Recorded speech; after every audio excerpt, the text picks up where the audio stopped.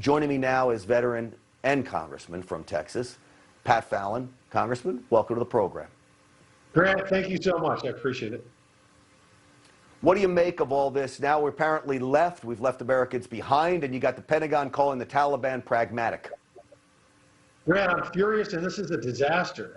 We're back here in Washington, the veterans in the Republican caucus, to call on Nancy Pelosi to bring Congress back and consider my good friend Mike Gallagher's legislation, H.R. 5071. And what this bill would do would be to give the American people a plan to get the Americans left behind out, number one. Number two, give us a detailed listing of the $85 billion with a B, billion dollars worth of weapons that were left behind, which is just a disaster and a catastrophe in and of itself. And then no money for the Taliban and no recognition for the Taliban. This, I think, we believe strongly would have bipartisan support, and we unfortunately feel that we won't get recognized tomorrow morning when we try to bring this forward, but we're going to try. Is there anything Congress can do to rein in the State Department? You heard David Barton of Wall Builders talk about their operations trying to be absolutely sabotaged by the State Department. We're talking about getting Americans out of that country, and they're sabotaging operations, and it looks like they continue to do so. Well, Grant, we're a co-equal branch of government, and this White House is ignoring us. I would be just as enraged if there was a Republican administration ignoring fair and good questions put to them by Democrats. That's what's happening. And now, so we had a very high-level classified briefing last week, and many Democrats within that classified briefing were also pushing back. They wanted the deadline extended. They wanted answers. What's the equipment? What's the plan? How many people are left? Why are our questions and queries not getting answered? And then we go out in public, and none of them say a word. They're choosing politics over people's lives.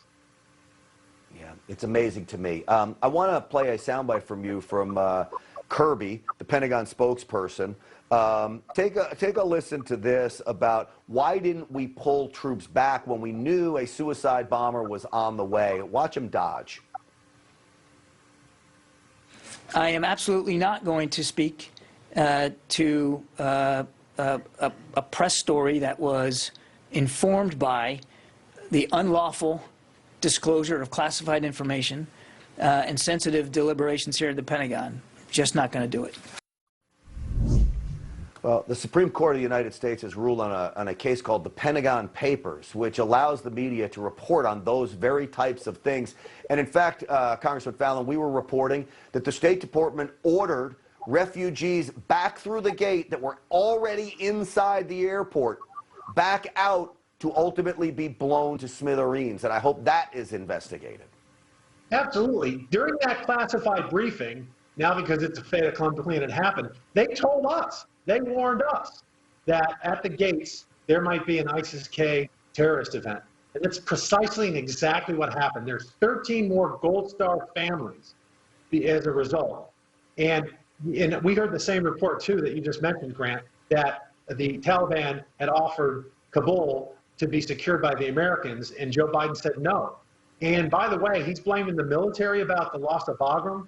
The military told him that they could hold Bagram and the embassy and the Kabul airport, but they needed at least 2,500 troops. And he said, well, you're going to get 600. So that's why we gave up Bagram. And not only those two crucial runways that would have been used to great effect over the last several weeks, but what about the 5,000 scumbag terrorist prisoners that were being held there that are now free to harm innocent folks and take American lives?